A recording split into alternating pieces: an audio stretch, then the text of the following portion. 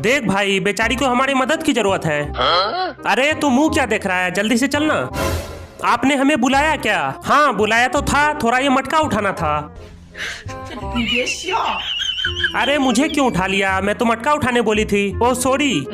बोल भाई, अब इसे कैसे उठाऊं? अरे तू क्यों परेशान हो रहा है, मैं अभी गाड़ी वाले को बुलाता हूँ ना। चल भाई पीछे ले ले, थोड़ा सा और, बस हो गया, अब रोक दे। No no no no.